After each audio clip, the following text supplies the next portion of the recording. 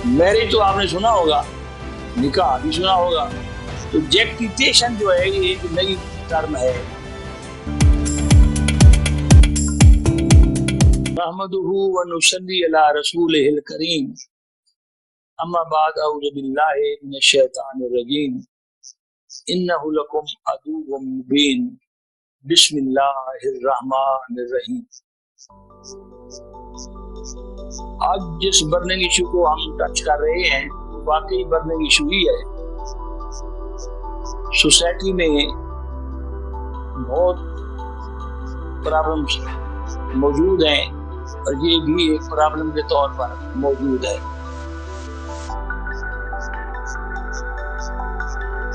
हमारे यहाँ 1961 से पहले निकाह नामे की कोई रजिस्ट्रेशन नहीं होती थी।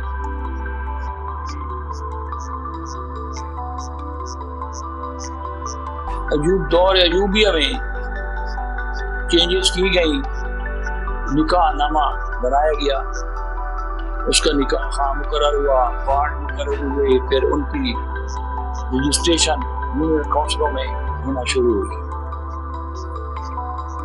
जबकि मैरिज से मुतल्लिक कवानीन पहले से मौजूद थे। मसलन 1949 का एक्ट और 1939 का एक्ट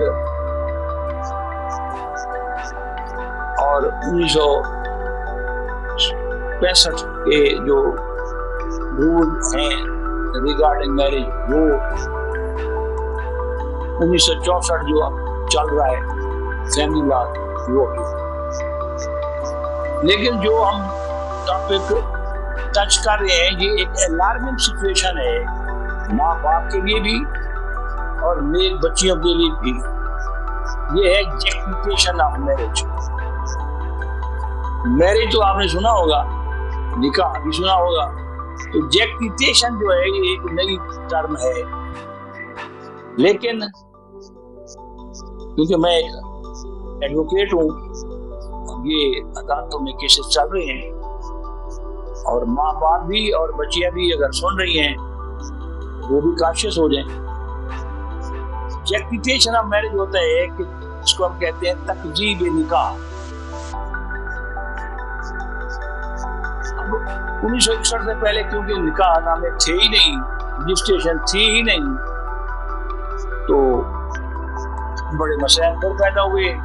बच्चे हो जाते थे 2-2, 3-3, तो हमें रिफ्यूज करता कि मेरी बीवी नहीं है, और गवाहों ने रिफ्यूज कर दिया कि हमें पता ही नहीं है शादी का। इसलिए फिर ये मार्केट वजूद में आ गया निकाहनामा। अब हर सोसाइटी में कुछ काली भेड़ें होती हैं। मसलन रिश्तेदारों में क्या हुआ कि जिसने फोन किया कि मैं आपसे शादी करूंगा, उसने रिफ्यूज कर, लड़की ने रिफ्यूज कर। अब क्या हुआ, वो बंदा उसने 2 नंबरी तरीके से कोर्ट के बाहर भी, कचहरी के बाहर फिर होते हैं निकाह खां, उससे राब्ता किया और किसी तरह उसने लड़की का शनाख्ती कार्ड हासिल कर लिया। अब लड़की को पता ही कोई नहीं है, उसके माँ बाप भाइयों को पता ही नहीं है, वो कर लिया और जनाब जाल साजी से उसके दस्तखत कर लिए लड़की के और गवाहों के और ये वो। फिर क्या किया, उसके बाद जाके कंजुगल राइट्स का दावा फैमिली कोर्ट में कर दिया। क्योंकि यादा जन अशोए, ये दावा होता है कि जनाब मेरा निकाह नामा है, जो जाली बनाया था उसने, लड़की के बेचारे को पता ही नहीं है, सिर्फ उसने जो रिफ्यूज किया था कि मैं शादी नहीं करती, उसका वो खमियाजा भुगत रही बेचारी। अच्छा, अब वो क्या हो गया जनाब, उसने दावा दायर कर दिया फैमिली कोर्ट में कि ये मेरा मेरी हुआ है, सबूत में ये निकाहनामा है। تو لڑکی کے بھائی اور ماں باپ ظالم ہیں، جس کی وجہ سے لڑکی میرے ساتھ گھر آنے پر بطور بیوی کے میرے گھر آنے پر آمادہ نہیں ہے، لہذا اس کو ڈائریکشن دی جائے کہ وہ عدالت میں آئے اور میرے ساتھ چلے۔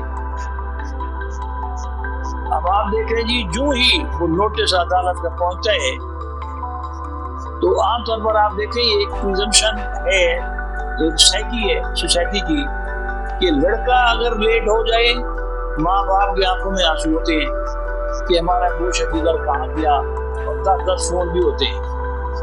اگر بچی لیٹ ہو جائے تو اس کے لیے یہ جذبات نہیں ہوتے، اس کے لیے یہ ہوتا ہے کہ اسی نے خود کوئی غلط قدم اٹھایا ہے، آئے تو صحیح پھر دیکھتے ہیں کیا ہوتا ہے۔ پھر پتہ چلتا ہے کہ اسے گولی مار دی بھائی نے، باپ نے جناب کلاڑی سے اسے گلا کاٹ دیا۔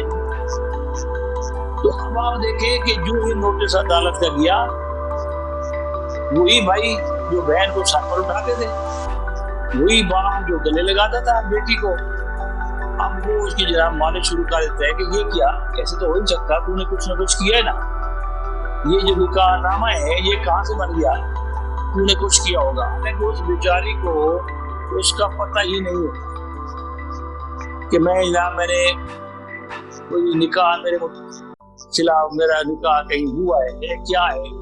اب بدماشی کی اس بدماش نے، اس لڑکے نے کہ اگر میں تو شادی نہیں کریں گی تو پھر میں کیوں بنا لوں گا۔ اب یہاں آ کے 2 کاروائیاں ہو سکتی ہیں۔ نمبر 1 فیملی کورٹ میں ہوگا، کیا ہوگا، ایجیکٹیشن آف میرج کا یہ دعویٰ ہوگا فیملی کورٹ میں۔ عدالت بلائے گی، جو خامد والی پارٹی ہے وہ اپنے گواہان، نکاح خواہ اور سارے جو بھی ایک ہرارے کی ایک سسٹم ہے ڈیولپ ہوگا، ان کو بلائے گی، ان کے بیانات ہوں گے، عدالت کے سامنے آنوت ہوں گے، لڑکی اپنے پیش کرے گی کہ مجھے پتہ ہی نہیں ہے، میں مثال طور اس علاقے میں نہیں تھی جہاں انہوں نے یہ نکاح کر لیا ہے، تو لہٰذا اس نکاح کو فسخ کیا جائے، ختم کیا جائے، اور یہ ڈکلیئر کیا جائے کہ میں اس کی منقوہ نہیں ہوں اور اس نے یہ غلط بیانی پر یہ دعویٰ کیا۔ اس طرح سمجھ والی پارٹی آئے گی، وہ اپنے گواہان پیش کرے گی۔ اب آپ یہ دیکھیں، میں ایک ساتھ دینی چیز بھی پیش کرتا جاؤں کہ یہ لوگ جو مسائل ہوتے ہیں نا، یہ جو لوگ دین سے دور رہتے ہیں، نماز قرآن کے قریب نہیں جاتے، یہ مسائل پھر ان کو پیش آتے ہیں۔ آپ بے شک کہہ رہے ہیں جی شرعی بچی ہے، آیا وہ اپنے نماز قرآن، اپنے اللہ رسول کی رول ریگولیشن حدود کی پابندی کرتی ہے؟ اگر یہ کرے تو پھر اس کو کوئی مسئلہ پیش نہیں آ سکتا۔ یہ مسائل اس وقت پیش آتے ہیں جب شیطان گھس جاتا ہے۔ شیطان کب گھستا ہے؟ جب اللہ اور اس کے رسول سے دوری ہو۔ جب دوری ہوتی ہے تو پھر ایسے مسائل پیش ہو جاتے ہیں۔ اب آپ دیکھ لیں، ایک طرف تو اس کا دعویٰ چل رہا تھا حقوق زانہ شوئی کا کہ یہ آئے گھر بسے، دوسری طرف اس کا دعویٰ ہو جائے گا تقزیب نکاح کا۔ اب یہاں کے کریمنل سائٹ پر بھی لڑکی کو یہ حاصل ہے حق کہ وہ جو اس کی جال سازی ہوئی، اس کے جعلی دستخط ہوئے، تو وہ یعنی 471 463 466 67 یہ سارے دفعات کے تحت اس پر FIR بھی درج ہو سکتی ہے، کیونکہ یہ لوگوں کو پتہ نہیں ہے، اور یہ جو ماں باپ ہوتے ہیں وہ جذباتی ہوتے ہیں سب، وہ یہ نہیں سوچتے کہ اب اس کو معاملہ قانون کے تحت حل کرنے کی بجائے وہ لڑکی کا قیمہ بڑھائے کہ جناب یہ ہے ہی اس طرح، یہ تیری کوئی نہ کوئی ملی بھگت اس طرح سلسلہ ہے، وہ اس پر اعتبار ہی نہیں کرتے۔ حالانکہ قانون کی مدد سے یہ مسائل حل ہو سکتے ہیں، ایزیلی حل ہو سکتے ہیں، ایسی بات نہیں ہے۔ اللہ پر فیصلے بھی ہوتے ہیں، مقصد کہنے کے یہ ہے کہ یہ سارا جو نظام ہے اس نظام کو ایجوکیٹ کرنے کی بجائے خام خواہ بچیوں کو مارنا اور گولی مار دینی اور ٹھنڈے کاٹ دینی گلا کاٹ دینا یہ ایک غلط نظام ہے. یہ ماں باپ کو بھائیوں کو یہ سوچنا چاہیے ہر چیز پر آپ نظر رکھیں. You will have to remain in this world with your eye open. جو چشم پوشی کریں گے پھر مسائل ہوں گے. پھر آپ دیکھیں کہ انسانی سائیکی ایسی ہے کسی کو یقین دلوانا کسی بات کا بہت مشکل ہے. قتل ہو جاتے ہیں جو بندہ ہٹ جاتا ہے وہ کہتے ہیں میں مانتا ہی نہیں. تو اس طرح پھر سالوں سال مسائل رہتے ہیں ان کے جناب جھگڑے اور ڈسپیوٹس یہ رائز ہوتے رہتے ہیں.